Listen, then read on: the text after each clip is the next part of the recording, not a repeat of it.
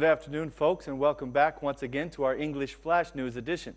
I'm Daniel Cook, and I'm more than pleased to present a translated version of the Albanian news, Monday through Saturday at 6 p.m.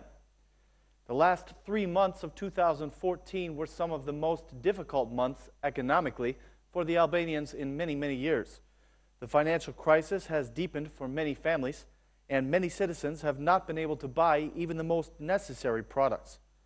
According to the latest report of the Bank of Albania, income levels and consumption were both down in the fourth quarter of 2014, and the citizens have had very little confidence in finding new jobs. According to the Bank of Albania, the consumer confidence indicator was reduced by 3.9% in the fourth quarter, following 2 quarters of growth. The citizens' expectations for employment in the next 6 months are pessimistic at best. The consumers perceive an increase of the cost of living, and they are saving less than 10% of their incomes on average. The service industry has become less optimistic as well about the overall economic situation in the country. The indicator fell by 6.7% in the fourth quarter, but the expectations for the first quarter of 2015 have increased by 1 percentage point.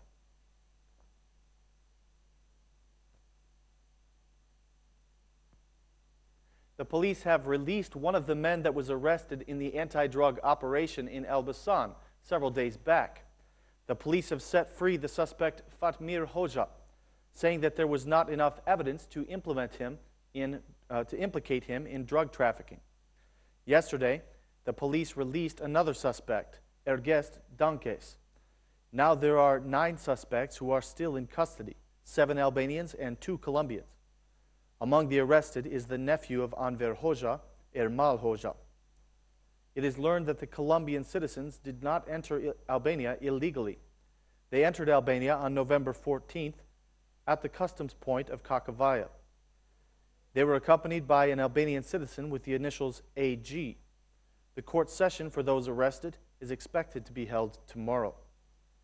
The Democratic and Socialist parties are involved in a fierce debate over the drug trafficking in the country and the performance of the state police in the fight against organized crime. The Democratic MP, Luciano Bozzi, said that in 1 year of operation, the traffickers encountered no problems from the Albanian government.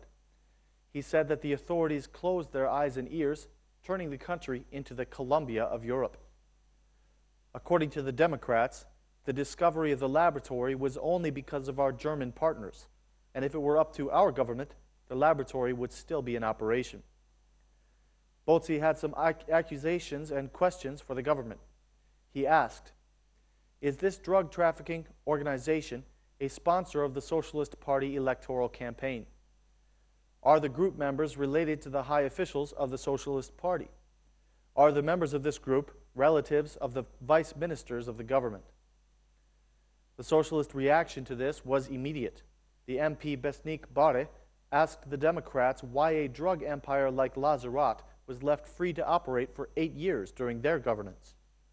Bare said that it is normal that the Democratic Party criticizes the government, but it should at least support the accomplishments of the police against drugs. Bare feels that there is something wrong with this picture.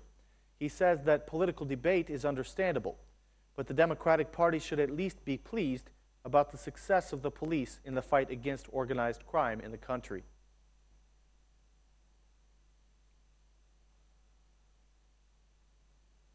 The Democratic Party has announced that women will be playing a much bigger role in their party if they do indeed run in the local elections.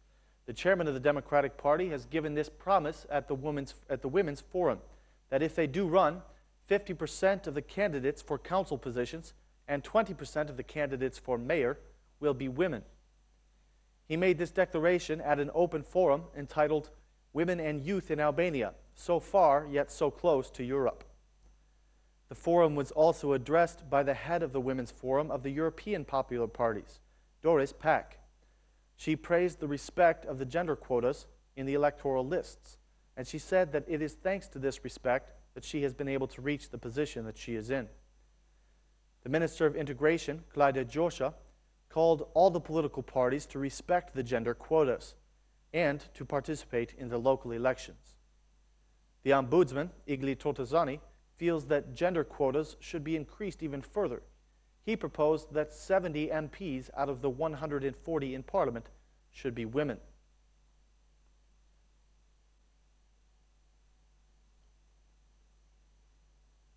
After 3 years of absence, medical specialization training is going to be available once again to Albanian medical students. 365 Albanians who have finished medical school will be starting medical specialization training in March. Ana Bakaya is one of the winners, and she shared some of the difficulties that she faced to reach this point. She says that it takes a great deal of effort, but she hopes that there will be great reward as well. The medical specialization schools have been reopened after 3 years, igniting the aspirations of many medical graduates. The demand this year will be very high because there are many candidates who were not able to attend in other years. Anna will be getting her specialization training in general surgery. She was in second place on the list, and in March, she will start the specialization that will take her an additional 4 years of study. The cost of a year of specialization training is over 100,000 new lek. Many doctors who receive a specialization refuse to work in the regional hospitals because of the conditions. The Ministry of Health has expressed the concern that the regional hospitals are lacking 300 specialist doctors. The situation is expected to improve in about 8 years if the specialization schools can stay open for at least 2 years.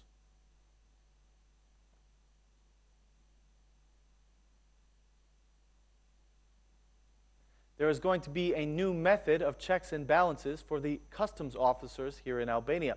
The customs officers are now going to be monitored by the High Inspectorate of Declaration of Assets. This arrangement has been agreed upon by both of the institutions. The General Director of the High Inspectorate of Declaration, Audit of Assets, and the Conflict of Interests, Mr. Janai, spoke about the arrangement today. He said that his organization will be checking the qualifications of all the customs employees since 2003. He also gave warning that he will not tolerate any customs official who is concealing assets or has a conflict of interest in his position. The General Director of Customs, Elisa Spiropali, said that the agreement will help the Customs Department by alerting them to questionable cases within the Customs Administration. She said that the agreement that was signed by the two entities is intended to strengthen the institutional cooperation for stronger security in Albania. It will strengthen the rule of law, the flow of information, and the rights and fundamental freedoms of the Albanian people.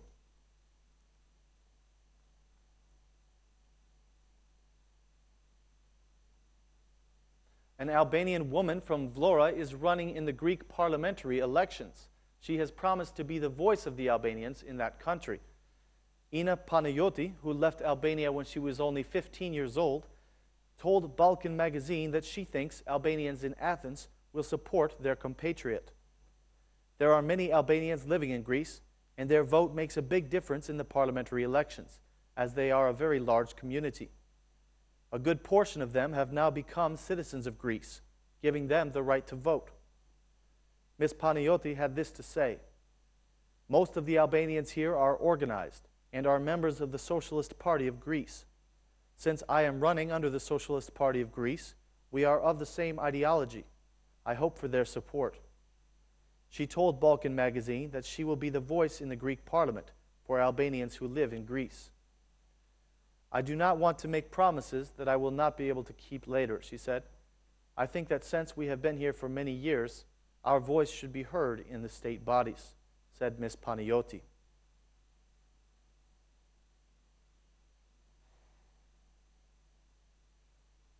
An Albanian artist has prepared a painting as a gift for the French magazine that was so brutally attacked some days ago.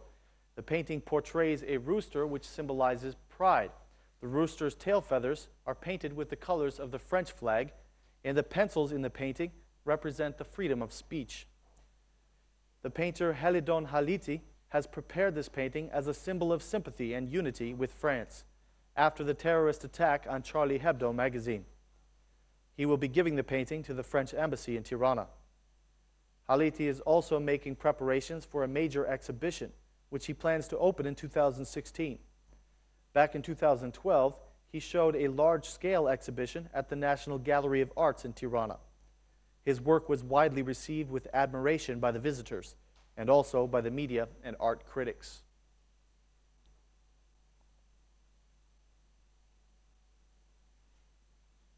That concludes our news for this evening. We thank you for being with us. Please join us again tomorrow at the same time for more translated news in English. Thanks, and have a great night.